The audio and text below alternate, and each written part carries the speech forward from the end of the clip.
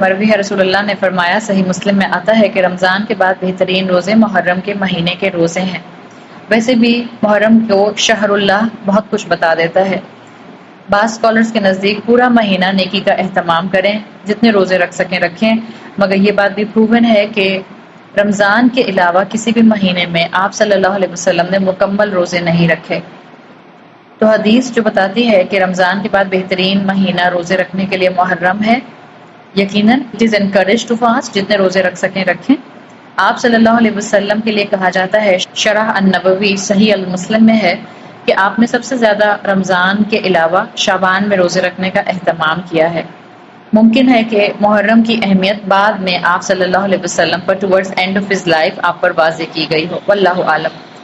Point یہ ہے کہ جتنی بھی گڈ ڈیڈز اس مہینے میں کر سکتے ہیں خاص طور پر کیجیے، خاص طور پر جتنے روزے رکھ سکتی ہیں نفلی روزے وہ رکھیے، نوافل پڑھ سکتی ہیں، صدقہ کر سکتی ہیں وہ کیجیے، اور 10 محرم کا روزہ نفلی روزہ رکھنے کا اہتمام ضرور کیجیے۔ عبداللہ بن عباس سے مروی ہے، رسول اللہ نے مدینہ میں آ کر نوٹس کیا۔ حضرت عائشہ سے روایت ہے کہ ایام جاہلیت میں قریش عاشورہ کے دن کا روزہ رکھتے تھے، اور رسول اللہ صلی اللہ علیہ وسلم بھی۔ پھر جب مدینہ ہجرت ہوئی تو آپ نے اس روزے کو کنٹینیو کیا، اور یہ اس وقت جب تک کہ رمضان کے روزے فرض نہیں ہوئے تھے، یہ روزہ فرض روزوں کے اندر شامل تھا۔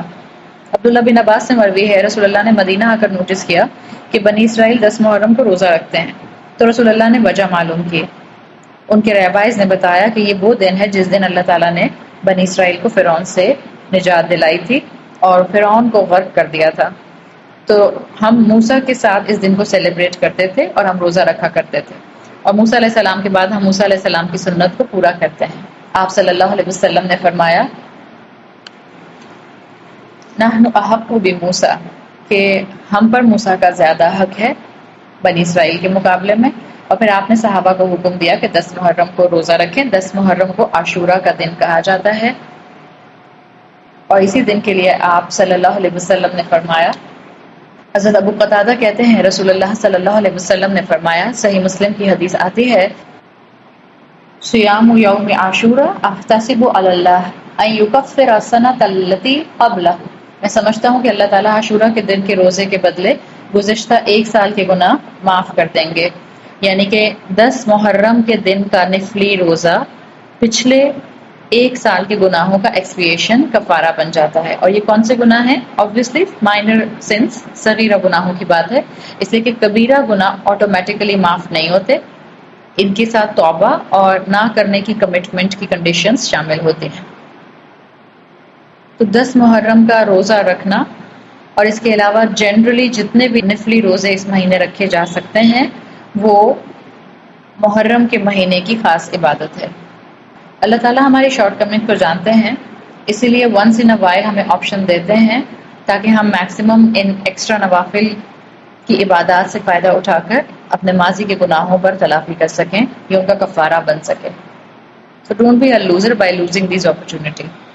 جب آپ صلی اللہ علیہ وسلم نے بنی اسرائیل سے وجہ جاننے کے بعد عاشورہ کا روزہ رکھنے کے لیے صحابہ سے کہا، تو روایات میں آتا ہے کہ کچھ صحابہ نے کہا کہ 10 محرم کو بنی اسرائیل عبادت کرتے ہیں، وہ روزہ رکھتے ہیں اپنے ایونٹ کی وجہ سے، تو کیا یہ ان کو کاپی کرنا نہیں ہوگا؟ اور آپ صلی اللہ علیہ وسلم کیونکہ یہود کے سملر کوئی کام نہیں کرنا چاہتے تھے، آپ دیکھ لیں ایون ان میٹر آف عبادات بھی آپ صلی اللہ علیہ وسلم نہیں چاہتے تھے کہ سملیرٹی آئے یہود میں یا مسلمانوں میں یا نان مسلمز میں اور مسلمانوں میں، تو آپ نے وہاں پر بھی کہا، رسول اللہ نے کہا کہ اگر میں اگلے سال تک موجود رہا تو میں 9، 10 کا روزہ رکھوں گا یا 10 اور 11 کا۔ اس سے پتہ چلتا ہے کہ کسی بھی سیلیبریشن کو عبادات کے ساتھ ساتھ کسی بھی کلچر کو جس کا تعلق نان مسلم کمیونٹی سے ہو، اہل کتاب سے ہو، اس کو جتنا میکسیمم ہم اوائڈ کر سکیں اس کو ہم اوائڈ کریں۔ اسی لیے اسکالرز کہتے ہیں کہ عاشورہ کا روزہ، 10 محرم کا روزہ مستحب ہے کہ اس کے ساتھ آپ یا تو 9 کا روزہ رکھ لیجئے یا 11 کا روزہ رکھ لیجئے۔ ہائر لیول ہوگا کہ کوئی انسان 9 اور 10 دونوں کا روزہ رکھے، اینڈ دا ہائیسٹ لیول ان محرم کی عبادات 9، 10 اور 11 کا روزہ رکھنا یہ سنت ہے، ایک دن پہلے 10 محرم سے اور ایک دن بعد 10 محرم کے۔ اپنے محرم کی گھڑیوں کو جتنا ذکر میں، تسبیحات میں صدقے میں استغفار میں استعمال کر سکتے ہیں اتنا استعمال کیجیے۔ محرم کے مہینے کی ان نفلی عبادات کے وقت کو ضائع کر دینا انسان کی محرومی ہے۔ جنید بغدادی رحمۃ اللہ علیہ فرماتے ہیں تم ہر لمحہ یہ دیکھتے رہو کہ اللہ سے کتنے قریب ہوئے، شیطان سے کتنے دور ہوئے، جنت سے کتنے قریب ہوئے اور دوزخ سے کتنے دور ہوئے۔ نیا سال شروع ہو رہا ہے مسلمانوں کا، اس کو ایک نئے پیشن کے ساتھ، نئے موٹیویشن کے ساتھ، نئے جذبے کے ساتھ شروع کیجئے۔ خوب عبادات کریں۔ مسلمان عبادت کر کے انرجیٹک ہو جاتا ہے، فزیکلی بھی اور اسپرچولی بھی۔ اللہ کے ساتھ اپنے تعلق کو مضبوط کرنے کی کوشش کیجئے، عبادت، نفلی عبادت کے ذریعے، فرائض کو مکمل ادا کر کے اور دعا کے ذریعے۔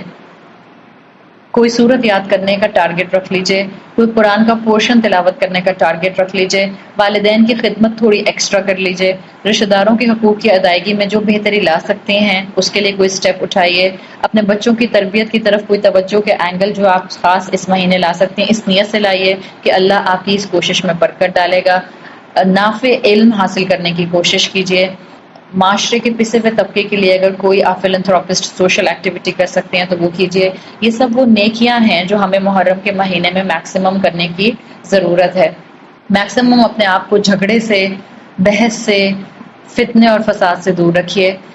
آپ صلی اللہ علیہ وسلم کا ایک پیغام اگر ہم یاد رکھیں تو ہم آپس میں اپنی زبان کو بھی کنٹرول کر سکتے ہیں اور اپنے معاملات کو بھی بہتر کر سکتے ہیں اور اپنی فیملی میں کانفلکٹ ریزولوشن بہت اچھی طرح سے کر سکتے ہیں۔ آپ کا پیغام جو آپ نے اپنے آخری خطبے میں دیا تھا کہ تمہارا خون، تمہارا مال اور تمہاری عزت ایک دوسرے پر اسی طرح حرام ہے جس طرح تمہارے آج کے دن کی، اس شہر کی اور اس مہینے کی حرمت ہے، یہ پیغام رسول اللہ صلی اللہ علیہ وسلم کا ہمارے لیے کافی ہے۔ اس مہینے پریکٹس کیجئے تاکہ باقی 11 مہینے ہم اس کو امپلیمنٹ کر سکیں۔ اپنے زبان اور اپنے عمل سے کسی کو تکلیف مت دیجئے۔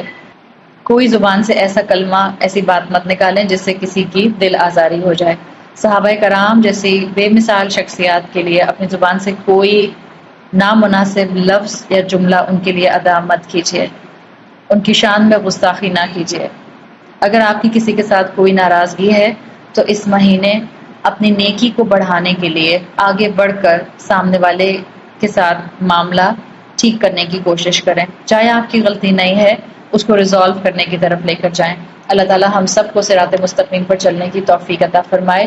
جتنا ہو سکتا ہے ابھی سے پلان کیجئے اور پہلے دن سے اگر چاند نظر آتے ساتھ ہی اپنی عبادات کو پلان کیجئے۔